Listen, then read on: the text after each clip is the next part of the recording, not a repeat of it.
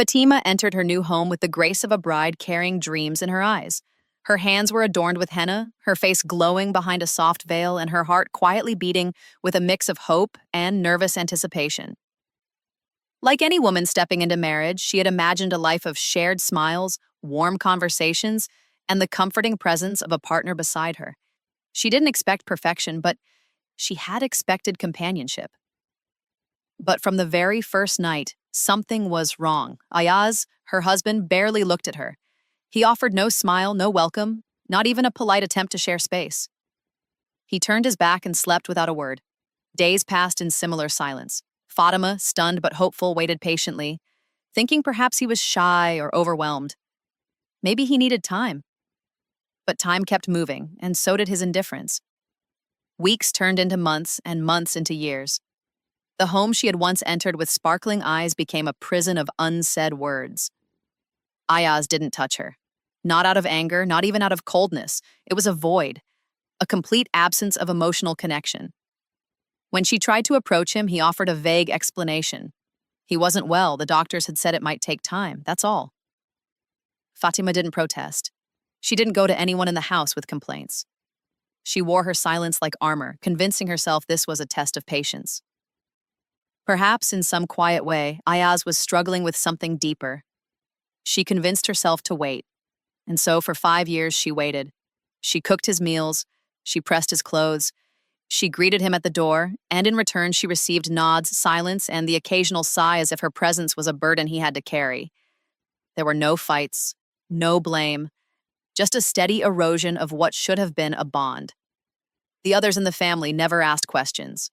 Perhaps they didn't notice. Or perhaps they did, and chose not to interfere.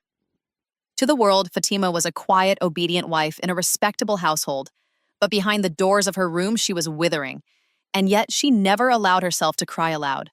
Her tears, when they came, were hidden in the pillow at night or wiped away before dawn. She spoke to no one of the emptiness that grew around her like a fog. Not even when her heart began to ache from being untouched, not even when her womanhood felt like a secret that had no home. She held on to the idea that maybe tomorrow would be different, but tomorrow never came. Fatima's days followed a quiet pattern, one so unchanging that even the ticking of the wall clock felt louder than the conversations in her marriage. She woke early, finished the chores, served meals, and stayed in the background. Not once in 5 years had she asked for anything, not affection, not explanation, not even sympathy. To the rest of the family, she was the ideal daughter-in-law, calm, modest, and devoted. But inside, she was becoming a ghost. There was a strange kind of pain that came not from violence or cruelty, but from complete emotional neglect. It was the pain of being unseen, not hated, just forgotten. Ayaz continued his cold, disconnected routine, and Fatima, though present in every room, began to feel invisible. Her youth was slipping through her fingers like sand, and yet no one noticed. She found herself longing for small things, a conversation over tea, a glance that said she mattered, a simple word of appreciation. But those longings remained locked within her, buried beneath her duty. The only person who seemed to acknowledge her existence was Raza, Ayaz's younger brother. He was a university student, full of life, always in a rush, always surrounded by books and headphones. At first, he barely looked at her, calling her Bobby with polite formality. But over time, his eyes began to linger just a little longer, not out of disrespect, but concern. He would sometimes find her sitting quietly on the terrace, gazing at the sky as if searching for a way out. And though he never said much, he began offering tiny gestures, bringing her an extra plate of fruit when no one was watching, handing her the remote when the family watched TV together, or silently placing a chair for her when everyone else forgot she needed one too. Fatima noticed, but she never reacted. She feared even the idea of being seen too closely, especially by him. But deep down, those small kindnesses warmed a part of her that had long turned cold. Raza, for his part, didn't understand what he was feeling. He wasn't trying to cross a line. In fact, he hated himself for even noticing her sadness. But the truth was, he did notice. He saw the way her eyes seemed to smile at everyone except herself. He saw the effort she made to remain invisible and how painful that invisibility had become. He never spoke of it. He buried his feelings in books and exams. But every now and then, he caught himself watching her from afar, not with lust, but with a quiet ache. and slowly something began to shift, not between them, but within them. Two strangers living under the same roof, one carrying a heart full of secrets, the other trying to understand why silence could be so loud. Fatima had mastered the art of silence. In 5 years, she had learned how to speak with her eyes, how to express disappointment without ever raising her voice, how to cry without tears. Her presence was gentle, quiet, almost air-like. But Raza had begun to notice that this quietness wasn't peace. It was pain disguised as patience. He tried not to look at her too often, but it was difficult. Not because she was beautiful, though she was in a soft, unassuming way, but because she carried herself like someone who had once hoped deeply and then stopped hoping altogether. There was something haunting about that, something that made it impossible for him to ignore. One afternoon, as the sun filtered through the living room curtains, Fatima sat with a pile of folded laundry in her lap. Raza walked past on his way to the kitchen and instinctively asked, "Have you eaten anything today?" She looked up, a little startled. No one ever asked her that. Her lips parted slightly, but she didn't speak. She just nodded with a faint, grateful smile. It was the first time they had exchanged words in weeks. After that, he found himself offering casual greetings more often. "How was your day?" Or, "Need help with this?" Always careful to keep the tone respectful. But the way she would pause for half a second before answering told him that even these small moments mattered to her. One evening, as he came home late from university, he noticed her sitting on the rooftop terrace alone, the moonlight casting shadows across her face. He hesitated, then climbed the last few steps. She didn't move or acknowledge him, but didn't ask him to leave either. He sat a few feet away, quiet. They didn't speak. But in that silence, something was exchanged, a shared understanding. Not of love, not yet, but of loneliness. For Raza, this was dangerous ground. She was his elder brother's wife, a boundary that should never even be approached. And yet every time he saw her wiping the table a little too hard, folding clothes a little too mechanically, or flinching when Ayaz ignored her again, he felt something rise inside him. Not desire, not rebellion, just a deep, aching sense of injustice. Fatima, on her part, sensed the change too. She wasn't naive. She noticed the way his tone softened when speaking to her, the way his footsteps slowed when passing by. But more than that, she felt the way his gaze never violated her, never made her uncomfortable. It was a kind of attention that didn't demand, didn't assume, just saw her. For the first time in years, she felt visible. But with visibility came fear. Because when a heart begins to feel again, it remembers what it once lost. And sometimes it wonders if it dares to hope again. It was a quiet afternoon, the kind where the house was silent, the air heavy with the stillness of unspoken things. Most of the family was away attending a distant cousin's wedding. Ayaz hadn't returned home the night before, something that had become far too common to stir curiosity. Fatima sat in the living room, folding the last of the washed sheets, lost in a rhythm she didn't notice anymore. Raza had returned home early from university, exhausted from lectures and overwhelmed with thoughts he was trying not to admit to himself. As he stepped inside, he saw her sitting there alone, the sunlight touching her face, her hands moving with quiet precision. She didn't look up. She didn't have to. She knew it was him. Something compelled him to go to the kitchen and return with a glass of cold water. He walked up, paused, and gently placed it on the small table beside her. Fatima looked up, confused. Their eyes met. He didn't say a word. And neither did she. But there was something in that silence, a tension, a question, a crack in the wall that had kept them separated for so long. As she reached for the glass, their fingers brushed lightly. It was an accidental touch, soft, brief, but electric. It was like something hidden had surfaced without permission. She froze. He pulled his hand back instantly, guilt rising to his face like a wave. But before he could say anything, Fatima stood up and, without warning, slapped him across the face. The sound rang through the empty house. Raza staggered back, eyes wide, hand on his cheek. I'm sorry, he stammered, his voice barely a whisper. I didn't mean to. Tears welled in Fatima's eyes, but they didn't fall. Her voice trembled as she spoke. Why? Why are you doing this to me? Haven't I endured enough already? He looked down, ashamed. I didn't come with bad intentions. I swear I didn't. I just couldn't watch you suffer anymore." For a long moment, neither of them moved. Fatima's chest heaved, not in anger, but in a sorrow so deep it couldn't be named. "You're kind," she whispered, finally turning away. But kindness can be dangerous when given to someone who's forgotten how to feel. Raza didn't reply. He simply walked away, slow, defeated. That moment left them both shaken. It hadn't been love. It hadn't been betrayal. It was the collision of two broken hearts that didn't know what to do with their pain. The house returned to its usual rhythm, but Fatima did not. Ever since that silent explosion between her and Raza, something inside her had fractured again. Only this time, it didn't shatter with pain, but with a new awareness. For the first time, someone had seen her pain and named it, and for the first time, she realized how deeply she had buried herself. She avoided Raza in the days that followed. He too kept his distance, retreating behind his books, ashamed of a moment that had come and gone like lightning, leaving smoke in its wake. But neither could forget the feeling. Not the touch, not the fear, and definitely not the silence that followed. Then came the night that changed everything. Ayaz came home unusually early. His expression was unreadable, and as always, he barely spoke a word. Fatima served him dinner, which he barely touched. He sat in the living room for a while, then went to their shared bedroom and fell asleep without a glance in her direction, just like every other night. But this time, something was different. As Fatima cleared the table, she noticed something on the side table by the bed. A phone. But not the one Ayaz usually carried. This was an older model, one he hadn't used in years. Her heart skipped a beat.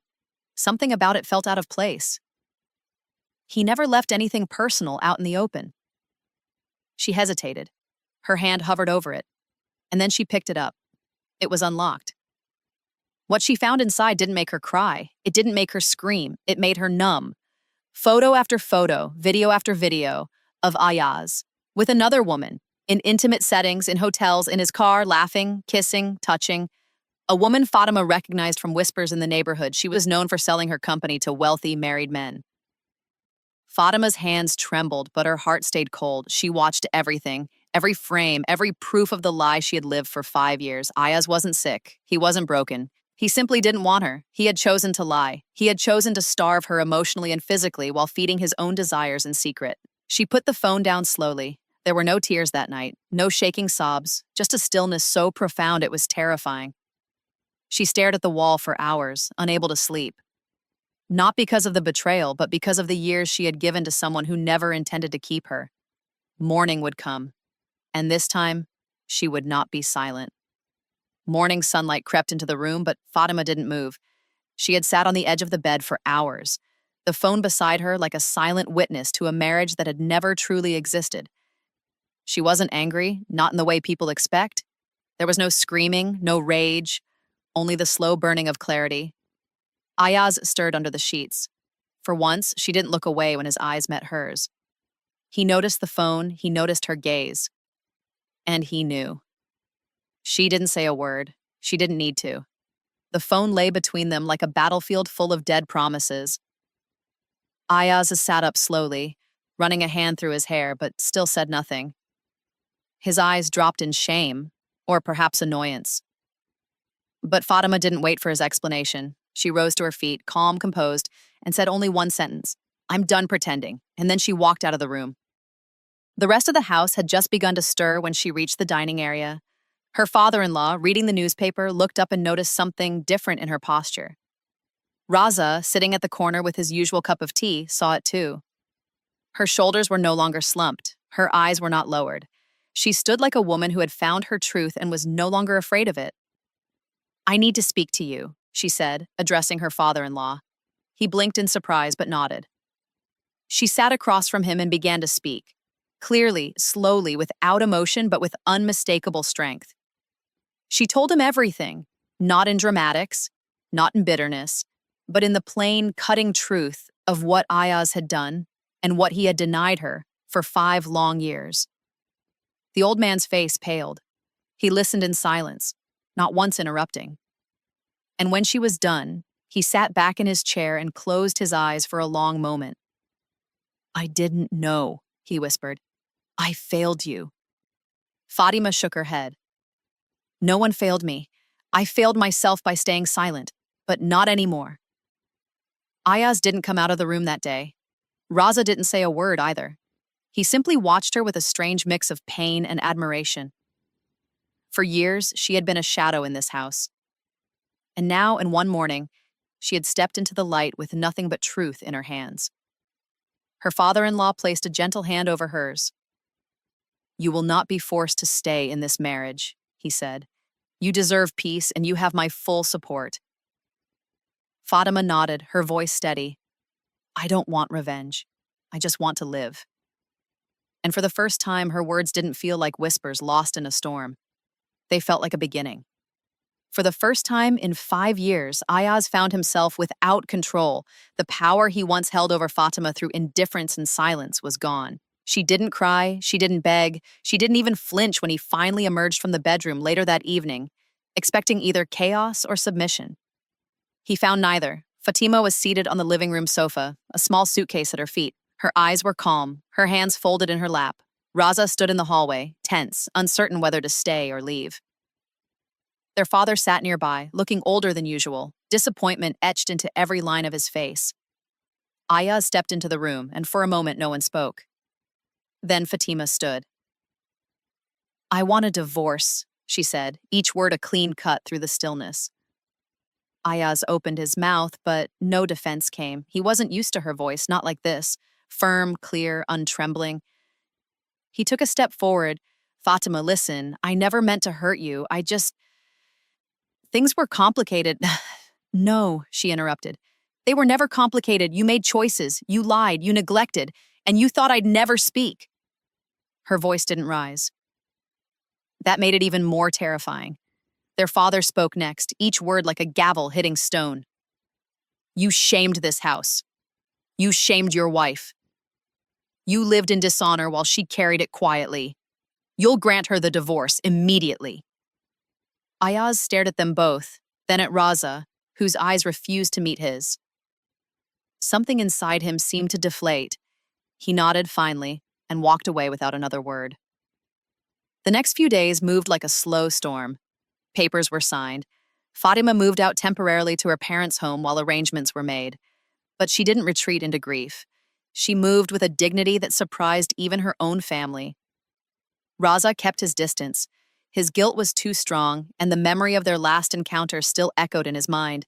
But he watched from afar, watched how she didn't break down, didn't collapse under the weight of shame that society might throw at a divorced woman. Instead, she rose. Rumors began to circulate in the neighborhood, of course. Whispers followed her like shadows. But Fatima didn't let them cling to her. She had found something more powerful than reputation. She had found herself. And with every passing day, she began to breathe again. Not as someone's wife, not as someone's daughter-in-law, but as someone who had walked through fire and come out without asking anyone to save her. Raza had tried to disappear into the background again, the way he used to before he noticed her sadness. He thought distance would cleanse him of what he felt, that time would make it easier. But the more he watched Fatima carry herself with quiet grace, the heavier his chest became. He knew it was wrong to feel what he felt. He had buried it for years, masked it under guilt, scolded himself for even thinking her name too softly. But what he hadn't realized until now was that his heart wasn't rebelling against morals, it was responding to dignity. He had watched her suffer silently. He had watched her discover betrayal with steel in her spine, and now he was watching her rise, not as a victim, but as a woman reborn. And he was falling, not for her face, not even for her sadness, but for the way she didn't hate the world, even after everything it took from her. One evening, as he returned from university, he saw her standing alone outside the house. She had come to collect a few remaining things. The street was quiet. She looked up and saw him. Their eyes met. No tension this time, just an unbearable stillness. Raza approached slowly, unsure if he should say anything at all. But when he saw that she didn't turn away, he knew this was his only chance. "I'm sorry," he said gently. "For that day, for everything." She looked at him, calm. You were never the one who hurt me, Raza. He exhaled, his voice shaking now. I tried to ignore it. I tried to convince myself that it would pass, but it didn't. Fatima, I think I loved you even before I understood what love really means. Her eyes widened, not in fear, but in disbelief. I know how wrong this must sound. I know how strange it seems. But my heart has known you in ways I can't undo. And I'm not saying this expecting anything from you. I just needed to say it once. Just once. Fatima didn't answer, not because she was offended, but because something within her shifted. In 5 years, she had not once been told she was worthy of being loved. And here stood someone, not offering pity, not demanding affection, but giving her back the right to feel. She didn't speak. She simply lowered her eyes, held her breath, and turned away slowly. Not in rejection, but in silent, stunned understanding. Fatima walked away from Raza that day with her heart louder than her footsteps. She wasn't angry, nor was she afraid, but she was overwhelmed. For years, she had lived believing she wasn't worthy of being chosen. Her own husband had discarded her with quiet cruelty, making her feel like a mistake he never wanted to admit. But now someone had said the opposite. Someone had seen her pain, not as weakness, but as something dignified. She didn't know how to respond, but deep within her, something had softened. That night, she couldn't sleep. Not because of guilt, but because she was wondering, could she allow herself to feel again? She thought about Raza, about how he had never crossed a line, not even in his worst moments of emotional confusion. He had seen her fall apart and still never looked at her with pity. Instead, he had looked at her like someone worth protecting. It wasn't just love he offered, it was honor. Days passed. Fatima didn't speak of his confession to anyone, not even to her mother. But something about her changed. She looked in the mirror longer now. She wore colors she had forgotten she liked, and she walked with the grace of a woman who finally knew she was not broken. Raza kept his distance again, this time out of respect, not shame. He had said what he needed to say, and now he waited for life to unfold on its own. Then one morning, her father-in-law called her back to the house. He said he needed to talk. She arrived, unsure of what to expect. What she found was unexpected. Raza was sitting beside him. The old man cleared his throat. I've watched you both. I've seen the unspoken. And I've also seen the purity in it. Fatima felt her heartbeat quicken. I don't care what society whispers, he continued. I care what is right. And I believe, after what you've endured, you deserve happiness. Raza has asked for your hand, but only if you wish to give it.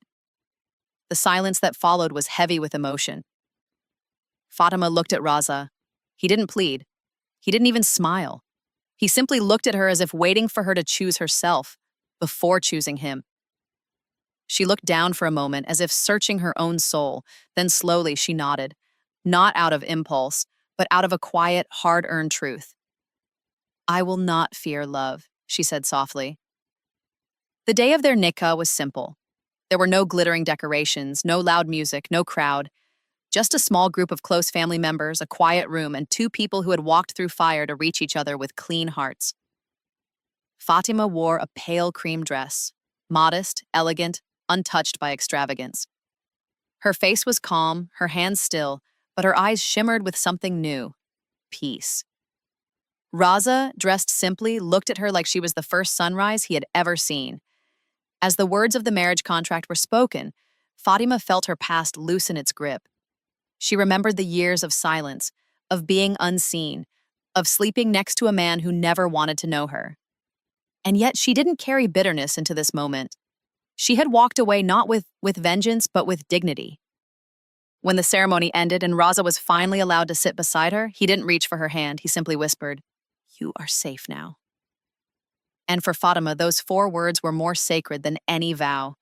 In the weeks that followed, she began to rebuild herself, not as someone's wife, not as someone's survivor, but as someone loved without condition.